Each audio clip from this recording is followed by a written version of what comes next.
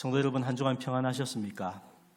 네, 여러분 마음속에 주님이 함께 하심을 늘 기억하며 주시는 평안을 누리는 삶이 되시기를 축복합니다. 하나님께서 우리의 삶 가운데에 항상 역사하고 계시지만 우리가 세상을 살아가다 보면 세상의 사람들이 자꾸 눈에 보일 수가 있습니다. 우리가 흔히 세상에서 대단한 일을 하거나 승리하는 사람들을 보면 그 사람이 원래 가지고 있는 그의 능력이나 가문이나 그의 어떤 경력이 훌륭하기 때문에 그런 것이다 생각을 합니다. 그래서 우리 자신을 돌아보면 나는 가진 것도 없고 나약하고 겁도 많은데 내가 뭘 할 수 있을까? 그런 마음에 빠지곤 합니다.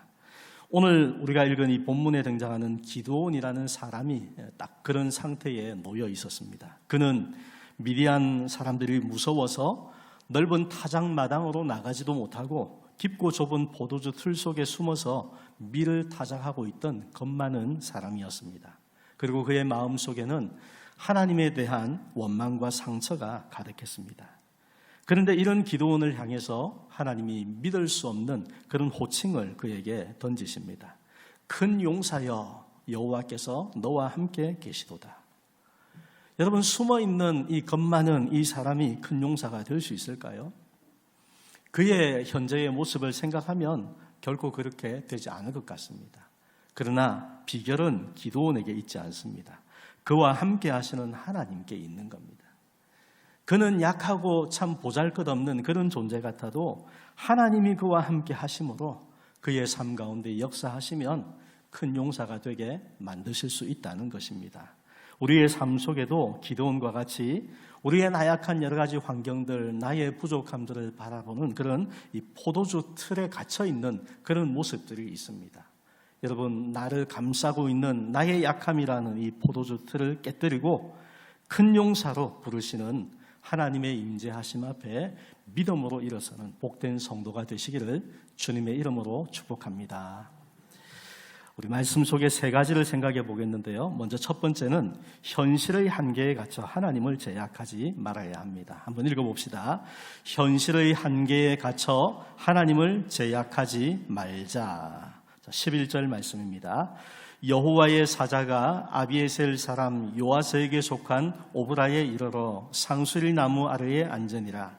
마침 요아스의 아들 기드온이 미디안 사람에게 알리지 아니하려 하여 밀을 포도주 틀에서 타작하더니. 자, 그림을 하나 보여드리겠습니다. 기드온 당시의 이스라엘은 하나님 앞에 범죄하고 하나님이 그들을 7년 동안 미디안의 손에 넘겨주신 그런 상태에 있었습니다. 사사기를 보면 이런 일들이 계속 반복해서 나옵니다. 범죄한 백성들을, 그들의 죄를 깨닫게 하기 위해서 하나님이 이방 민족들을 들어서 그들을 압제하시는 겁니다. 이렇게 미디안의 압제 속에 살고 있을 때 여러분, 타작을 하면 보통 어디서 타작을 해야 됩니까? 넓은 덜에서 타작을 해야죠. 그죠? 넓은 곳에서 타작을 해야 한 번에 이렇게 타작을 쫙 맞출 수가 있는데, 그 당시에 이 미디안 사람들이 추수할 때만 되면 올라와서 이스라엘 백성들이 거둔 것들을 다 먹을 것들을 다 빼앗아가는 겁니다. 그래서 기드온이라는 이 사람이 미디안 사람들을 피하여 숨어서 포도주 틀, 좁은 포도주 틀 속에, 그 속에 숨어서 보이지 않게 지금 밀을 조금씩 타작을 하고 있는 겁니다. 겁먹은 모습을 그대로 보여주고 있는 장면입니다. 비참한 현실을 살아가고 있는 그의 모습 속에 하나님의 사자가 나타납니다. 그리고는 그에게 말씀하는데 하나님께서 너와 함께 하신다, 그렇게 선포하는 겁니다. 여러분, 기드온은 지금 하나님의 사자가 나타나서 그에게 하나님이 너와 함께 하신다 말씀을 함에도 그 말씀이 믿어지지가 않았습니다. 하나님이 함께 하시면 내가 왜 이렇게 살아가야 됩니까? 우리의 삶에 왜 이런 일들이 일어납니까? 그런 어떤 하나님의 말씀이 들리지 않는 마음을 가지고 있던 겁니다. 자, 13절 말씀을 같이 한번 읽어보겠습니다.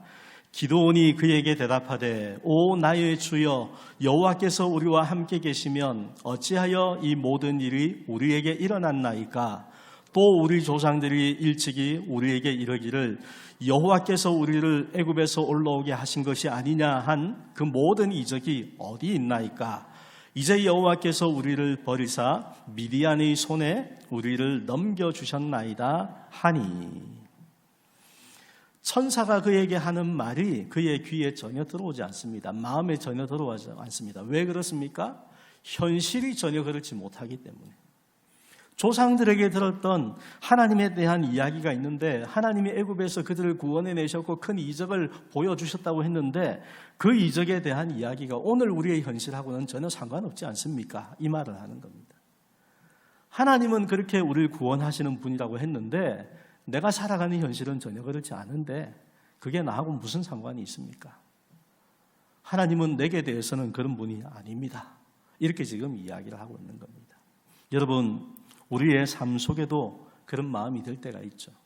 말씀 속에는 하나님의 약속이 있고 그 말씀을 바라보면 우리의 삶 가운데에 기쁨이 충만해야 될 것 같은데 현실은 너무나도 힘이 들고 어려운 일들이 우리의 삶 속에 겹겹이 쌓여 있어서 도무지 하나님의 말씀이 나의 삶과는 어울리지 않는다. 그런 마음이 우리 가운데 생길 때가 있지 않습니까? 여러분, 눈앞에 있는 힘든 환경 때문에 하나님의 살아계심도 하나님이 역사하시는 은혜도 자기 스스로의 생각으로 지금 제약해버리고 있는 겁니다. 기도원의 모습, 우리의 삶 속에서도 나타날 수 있는 모습들입니다. 그림을 하나 보여드리며 존 번연이 쓴 철로 역정이라는 책, 전에도 한 말씀을 드렸는데 여기에 보면 주인공 크리스천이라는 사람이 나옵니다. 그가 무거운 죄짐을 지고 천성을 향해서 그렇게 막 걸어가는데 유순함이라는 이름을 가진 친구와 함께 그 길을 걸어가다가 갑자기 이 낙심의 늪이라는 곳에 빠지고 말았습니다. 이름 그대로입니다. 깊은 낙심으로 인해서 그 순간 거기에서 갑자기 쑥 빠져들어가는, 헤어나올 수 없는 이런 상황에 처하게 된 겁니다. 늪에 빠지자마자 함께 가던 이 유순함은 여기가 험한 곳인 줄 알았다면 나는 아예 오지도 않았을 거다 그러면서 세상으로 도망가 버렸습니다. 크리스찬 혼자 남아있는데 그의 등에 진 이 죄짐이 너무나 무거워서 도무지 여기서 빠져나올 수 없고 점점 더 늪속으로 빠져들어가는 겁니다. 왜 그럴까요? 눈앞에 있는 고난 때문에 진흙탕 같은 환경에 갇혀서 하나님이 베푸실 앞으로의 영광을 전혀 바라보지 못하고 있는 겁니다. 우리 인생에 대한 이야기입니다. 나의 지금의 현재의 고난, 나의 현실에 있는 어려움들, 이것만을 바라보고 있으면 하나님의 약속하신 내일이 전혀 보이지 않는 겁니다. 그래서 우리의 마음에 낙심이 차오르고 그 낙심이 점점 더 깊어가서 쑥 빠져들어가는, 헤어나오지 못하는 이런 상황 속에 놓여 있는 겁니다. 그러나 이 이야기 속의 크리스천은 십자가의 약속을 기억합니다. 그리고는 하나님 앞에 부르짖었고 하나님이 도움이라는 인물을 보내셔서 낙심의 늪 속에서 그를 건져내 주십니다. 사랑하는 성도 여러분, 우리도 환경의 낙심이라는 늪에 갇혀서 하나님을 원망하는 자리에 머물 수가 있습니다. 말씀은 그리 해서는 안 된다는 겁니다. 환경의 어려움이라는 그 늪 속에 갇혀서 하나님의 능력을 스스로 제한하지 마시기 바랍니다. 우리 하나님은 전능하신 분이시고 우리의 삶의 어떤 환경 속에서도 능히 구원할 수 있는 분이시고 또 중요한 것은 우리를 구원해 주실 수 있는 유일한 분이십니다. 하나님을 바라보지 않는다면 우리는 소망이 없습니다. 어려운 현실 속에서 이 낙심의 늪 속에 빠진 사람과 같이 우리도 그 속에서 헤어나올 수 없는 그런 깊은 구름 속에 빠질 수 있는 인생이라는 겁니다. 살아가다 보면 어려운 현실은 우리의 삶 가운데에 언제든지 찾아올 수가 있습니다. 그러나 기억하시기 바랍니다. 하나님은 그 모든 것 속에 내가 생각하는 것 이상으로 능력으로 능히 역사하시고 구원하실 수 있는 분입니다. 우리의 마음, 우리의 생각 때문에 하나님의 능력을 의심하지 마시고 언제나 하나님을 신뢰하는 믿음으로 일어서는 복된 성도가 되시기를 간절히 축원합니다. 두 번째로 연약한 현재가 아니라 변화될 미래를 바라보아야 합니다. 한번 읽어봅시다. 연약한 현재가 아니라 변화될 미래를 바라보자. 12절 말씀입니다. 여호와의 사자가 기드온에게 나타나 이르되 큰 용사여 여호와께서 너와 함께 계시도다 하매. 자, 그림을 보여드립니다. 하나님은 벌벌 떨고 있는 기드온을 향해서 큰 용사여 그렇게 부르십니다. 여러분, 기드온이 지금 겁쟁이의 모습으로 있지 않습니까? 포도주 틀 속에 숨어서 타작을 하고 있는 그런 사람인데 그를 향해서 큰 용사라고 부르십니다. 그리고는 가서 너의 힘으로 이스라엘을 미디안의 손에서 구원하라, 그렇게 명령하십니다. 우리 14절을 한번 같이 읽어보겠습니다. 여호와께서 그를 향하여 이르시되 너는 가서 이 너의 힘으로 이스라엘을 미디안의 손에서 구원하라, 내가 너를 보낸 것이 아니냐 하시니라. 여러분, 기드온이 어떤 모습인지 말씀을 통해 보지 않습니까? 그런 그에게 무슨 대단한 힘이 숨겨져 있을까요? 없습니다. 그에게는 힘이 없습니다. 하나님이 말씀하시는 너의 힘은 기드온의 힘이 아닙니다. 하나님께서 그를 보내신다라는 이 파송의 권세에서 나오는 힘입니다. 그의 힘이 아니라 그를 보내시는 하나님에게서 나오는 힘이라는 거죠. 여러분, 주님은 우리의 연약한 상태를 보지 않으십니다. 현재의 그 모습을 보는 것이 아니라 하나님의 손에 붙들려서 변화될 미래의 그 모습을 바라봐 주시는 겁니다. 자, 그림을 하나 보면서 맥스 루케이도라는 이 작가가 쓴 기독교 동화가 있습니다. 그 동화를 보면 이 웸믹이라는 나무 사람들이 모여 사는 마을이 나옵니다. 이들은 서로의 겉모습하고 능력을 평가합니다. 그러면서 잘한 사람에게는, 자기가 생각할 때 잘했다고 생각되는 사람에게는 금빛 별표를 붙여주고, 실수하거나 못생긴 사람에게는 잿빛 점표를 붙여주었습니다. 근데 그 이야기의 주인공 핀치넬로가 나오는데, 이 핀치넬로는 늘 실수만 연발해서 온몸에 다른 이들이 붙여준 잿빛 점표만 가득 달고 기가 죽어서 살아가고 있는 그런 나약한 존재였습니다. 그 다음 그림을 보면요, 하지만 그를 만든 목수 엘리의 작업장으로 그가 올라갔을 때 엘리는 핀치넬로의 몸에 붙은 더러운 점표들을 보지 않고 너는 내가 만들었다, 너는 나에게 아주 특별하다, 그렇게 이야기를 해줍니다. 여러분, 이 이야기에서 나오는 엘리라는 이 목수죠. 목수는 우리 사람을 만드신 하나님을 보여주는 그런 어떤 비유적인 인물입니다. 사람들은 우리의 모습을 평가하죠. 너는 볼품없어, 너는 무능해, 너는 무기력해, 게을러, 여러 가지 평가들을 우리에게 막 붙여줍니다. 마치 이 주인공 핀치넬로처럼 그렇게 우리에게 잿빛 점표를 막 달고 살아가는 그런 어떤 나약한 우리의 모습일 수 있습니다. 하지만 엘리 앞에서 너는 나에게 아주 특별하다, 그 말을 들었을 때, 나를 만든 창조주의 사랑의 음성을 확신하는 그 순간에 핀치넬로의 몸에 붙어있던 잿빛 점표들이 하나씩 떨어지기 시작했습니다. 여러분, 우리도 마찬가지입니다. 사람들이 우리에게 대해서 뭐라 하는 말들이 있죠. 내가 잘못해서 그런 것이 아니라 나의 부족함이나 연약함에 대해서 사람들이 함부로 평가하고 나를 깎아내리는 그런 어떤 말들로 때로는 상처를 받고 우리의 마음을 주눅들게 만드는 그런 일들이 현실에 있습니다. 그러나 여러분, 중요한 것은 무엇입니까? 하나님이, 나를 만드신 하나님이 나를 어떻게 보시는가, 이게 더 중요한 겁니다. 오늘 말씀 속에 기드온은 자신의 모습에 낙심하고 가망이 없다 생각하고 있었습니다. 하지만 하나님은 그를 뭐라고 부르십니까? 두려움에 떠는 그의 현재의 모습이 아니라 하나님이 만드실 미래의 모습을 바라보면서 큰 용사라고 부르시고 큰 용사로서의 그의 모습을 이미 바라보아 주고 계셨습니다. 하나님의 그 마음이 저와 여러분을 향한 마음인 줄로 믿으시기를 바랍니다. 오늘 우리의 삶은 연약하고 부족함이 많을 수 있습니다. 우리 자신을 바라볼 때 내가 늘 실패하고 넘어지는 나 자신의 모습으로 인해서 우리가 힘을 잃어가는 그런 마음일 수 있습니다. 그러나 하나님은 현재의 우리의 나약한 모습을 보는 것이 아니라 하나님의 손에 붙들려서 변화될 미래의 우리의 모습을 지금부터 바라봐 주고 계십니다. 하나님은 우리도 그 마음으로 우리 자신을 바라보는 성도가 되기를 원하십니다. 여러분, 내가 보는 것이 무엇인가에 따라서 우리의 마음이 점점 더 깊은 그런 구덩이 속으로 빠져들어갈 수도 있고, 비록 나는 지금은 나약하지만 하나님이 주신 소망을 향해서 자라가는 그런 삶이 될 수도 있는 겁니다. 하나님이 나를 큰 용사로 바라봐 주신다.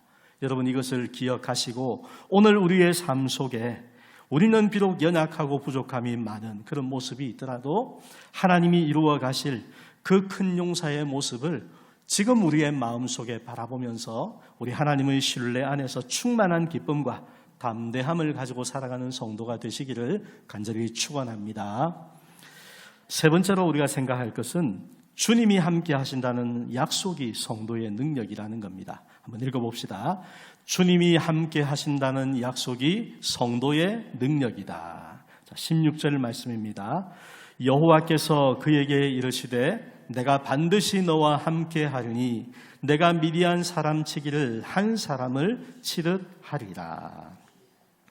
자, 여러분, 기도는 하나님의 말씀 앞에서 끝까지 변명합니다. 그림을 한번 보여주십시오. 하나님께서 그에게 말씀하시는데도 그는 여전히 자기 이야기만 하고 있습니다. 내가 지금 이런데, 나는 이런 존재인데, 이런 말만 합니다. 15절을 한번 같이 읽어보겠습니다. 그러나 기드온이 그에게 대답하되 오 주여, 내가 무엇으로 이스라엘을 구원하리이까? 보소서, 나의 집은 므낫세 중에 극히 약하고 나는 내 아버지 집에서 가장 작은 자니이다 하니.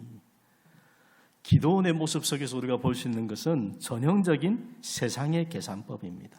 세상의 계산법이 무엇입니까? 지금 네가 가진 게 뭐냐? 지금 네가 할 수 있는 능력이 뭐냐? 이것만을 가지고 따지는 거죠. 기드온은 지금 그 생각 속에 있는 겁니다. 그러나 하나님은 이런 그의 모습을 보면서 그의 집안을 크게 만들어 주시지 않습니다. 그리고 대단한 무기를 그의 손에 쥐어 주시지도 않습니다. 다만 하나님은 한 가지의 핵심이 되는 약속을 그에게 주십니다. 내가 반드시 너와 함께 하리니 내가 미디안 사람 치기를 한 사람을 치듯 하리라. 여러분, 성도의 무기는 인간적인 배경이 아닙니다. 성도의 유일한 무기는 하나님이 함께 하신다는 사실, 여기에 있습니다. 하나님이 나와 함께 하신다. 그것을 우리가 확신하며 행할 때 이것이 강력한 무기가 되는 것입니다. 고린도전서 1장 26절 이하 내용을 한번 같이 읽어보겠습니다. 형제들아, 너희를 부르심을 보라. 육체를 따라 지혜로운 자가 많지 아니하며 능한 자가 많지 아니하며 문벌 좋은 자가 많지 아니하도다. 그러나 하나님께서 세상에 미련한 것들을 택하사 지혜 있는 자들을 부끄럽게 하려 하시고 세상에 약한 것들을 택하사 강한 것들을 부끄럽게 하려 하시며 하나님께서 세상에 전한 것들과 멸시받는 것들과 없는 것들을 택하사 있는 것들을 폐하려 하시나니. 고린도 교회 안에는 자기를 내세우고 자랑하는 그런 어떤 사람들로 가득했습니다. 서로 이렇게 무리를 지어서 우리는 이런 사람들이다, 우리는 이런 것이 있다, 서로 자기의 힘을 과시하는 그런 모습들만 있었지만 그들에게 바울은 이런 말씀을 전해준 겁니다. 하나님은 어떻게 하신다는 겁니까? 너희처럼 강한 자들을 가지고 하나님이 일하시는 것이 아니라 오히려 없는 사람들, 약한 사람들, 전한 사람들, 미련한 사람들, 그런 사람들을 택해서 능력을 나타내시는 것이 하나님의 뜻이다. 왜 그렇습니까? 우리가 스스로 자기 자랑이 가득한 사람이라면 하나님이 우리를 통해 역사하셔도 우리는 여전히 내 자랑만 하고 있을 거기 때문입니다.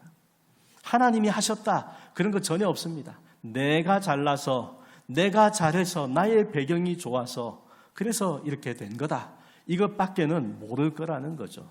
그러나 우리가 약하고 천하고 미련하고 그런 존재인데 하나님이 우리를 통해서 역사하신다면 우리가 부인할 수 없습니다. 하나님이 나를 통해 하셨습니다. 하나님은 이 고백을 원하시는 겁니다.